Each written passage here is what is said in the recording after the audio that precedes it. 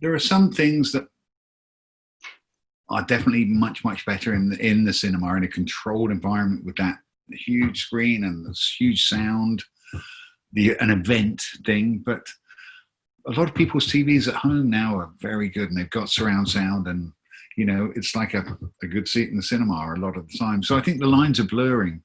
And although, I was initially a bit disappointed that, now it means the film won't go to the cinema.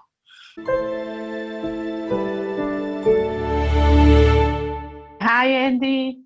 Hi there, Jana. How are you? Good. Thank you so much for your time. We had so much fun watching the movie last night. I watched with my son. He's 9 years old, and he loved it. Excellent, excellent. That's great. Yes, He's a perfect age. yes, it is. And all these adventures with the kids, and he can relate a lot with like the characters and everything. But what was about the script? I know the story is well known. It's based on a book, but what was about the script from Simon that got your attention? I think it was a combination of the two main elements, really. Jacqueline Wilson, who I'm a big fan of, my daughter's always read her books, deals with the harder questions of life, split families, divorces, other problems, and she doesn't shy away from anything. She doesn't talk down, but she really connects to her young audience with difficult issues. And it was a combination of that with this sort of other world of magic and special effects and creatures and everything else. So I was putting these two together. I think that was the real joy. And I think Simon did a lovely job of making this be touching and funny and clever and, opportunities for a lot of effects. So, it was a great combination, the perfect match for me. Yeah, it was great. And also the cast, let's go from parts. The Paula Patu, Matthew, and Russell. Oh my God, how did you decide to pick them? How was this collaboration? I think when because the Tristan character that Russell Brand plays wasn't in the original book, but we felt we needed another element to open it out for a film. And once we started writing, The House on the Hill, we needed that eccentric English thing, and Russell was a very early choice there. So we hounded him until he took it. And then he saw the funny side and the potential. So once he'd read it, he was, very happy to play. Matthew, I'd met Matthew before. We got on really well, and we couldn't work together that time. So when I asked him on this and he sent the script, he loved it. I think he's, again, got daughters of similar ages. So it connected, I think. And Paula, we came about a different way. We actually found Ashley, who plays Smash first, and then found a mother in America for her, and thankfully we came across Paula fairly early, or was suggested by our casting director Paula, who we met, and she's just a lovely woman, and she connected to the character, loved it, has a child herself, and so these things touch you in the right way, and she was very happy to come and play too. So we had a lovely time actually with the 4 kids and the 3 of them. It was a very tight little unit. It's a very small film in terms of cast numbers as well. So we got very tight over that. Yeah. And they're a lovely big family. The kids are amazing. They are so different, and at the same time they're so similar. And I love everything about it. And the way that Ashley plays, they're a little rebel. The other one doesn't want to fit in. And I don't want to tell too much about the end of the movie. So people can go and watch it, but I love it. Excellent. I'm so glad that connected to you. They each have a vulnerable thing. And I think that's, with a lot of characters, there can be, especially with kids, that sort of bravado of how they play, and it's getting a look into that. And that's quite complex for a child to play at times, but the kids did so well, finding those vulnerable moments and moments of touch, as well as being arsey and funny and everything else. There's the layers in there, but they were so good. And now let's talk about it. And you got Michael Caine to voice him. And how was like the inspiration to create a creature like that? Because I think it reminds me of different creatures that we see around. Yeah, I suppose it's finding something that isn't quite done before. And technology has moved on a little bit, so that we knew we were going to use some of Michael's face in the creature. Michael was very interested in that. So we end up, a lot of the hand gestures and the body movement is all filmed from Michael and then translated on the creature. But a lot of the little things, little eye rolls and little twinkles, directly lifted from his face. So that gave us some of the design. And then it's got to inflate and it's got to do other things and be able to do something. So we designed it for quite a while. A great creature designer, Brian Froud, who had done, with his wife, had done Yoda and various other creatures in the past. So yeah, it was sort of an organic process, really, in the end. How it had got to move, the things it had got to do. Some of the sort of work with the sand, without going into too much detail, sort of came up through the process. We realised this was getting quite easy to do. Not easy to do, but we could do it now, play with the sand in this way. So we did more of that as things went on. It was quite an organic process. And I guess there was a moment we first saw a design that just had it.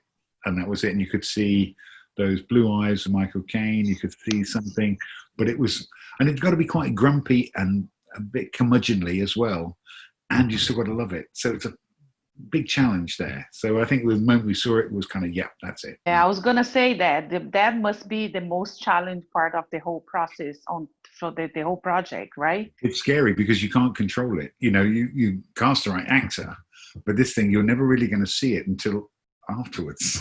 So it was yes, it's a scary process, but we had a great team and they did a lot.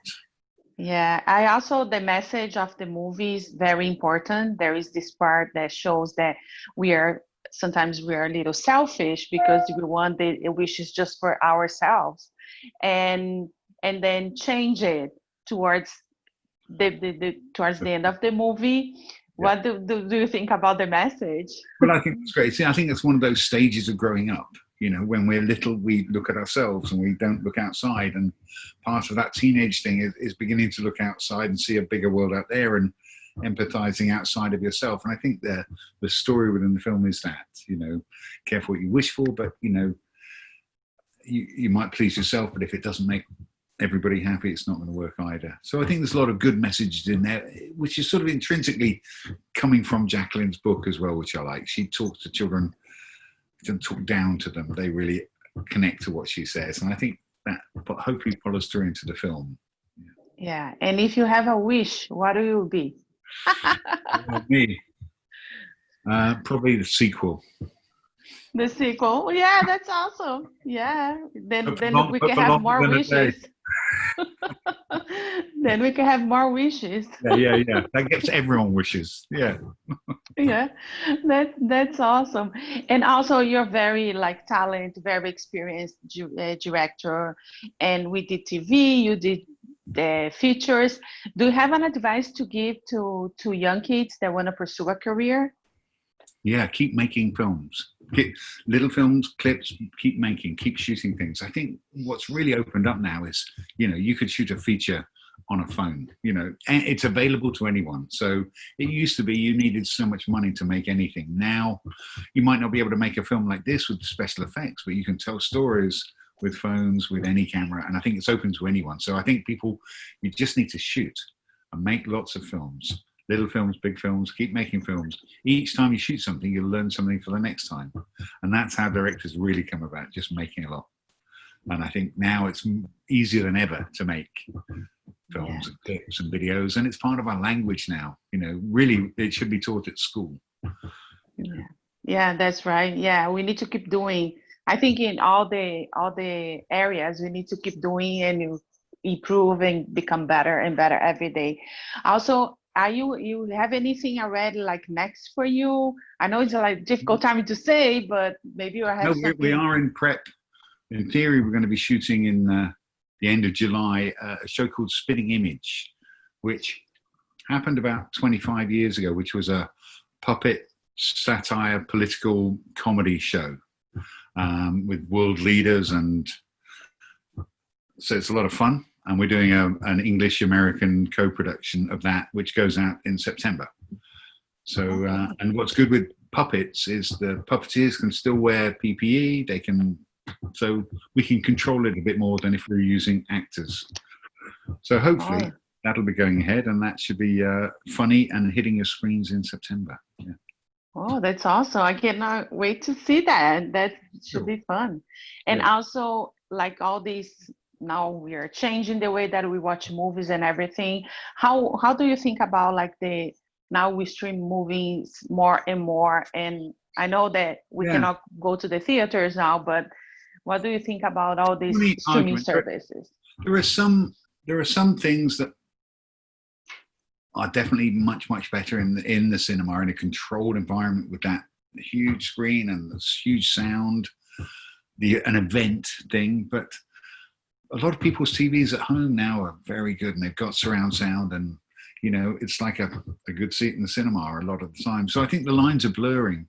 And although I was initially a bit disappointed that now it means the film won't go to the cinema, but actually it's found a really good home online, and I think it's reached a lot more people because it's accessible, and it's a very positive family film at this stage, which I think has warmed a lot of people. A slightly captive audience, but hopefully people have enjoyed it, and so it found a lot of good viewers from that. So I'm quite positive that things are changing. We've got to adapt to that and see what happens. Really, all the parents should be very grateful for that, because it's like almost 2 hours that the kids can be sitting down watching something. No, I got a message from a child the other day that's watched it 20 times.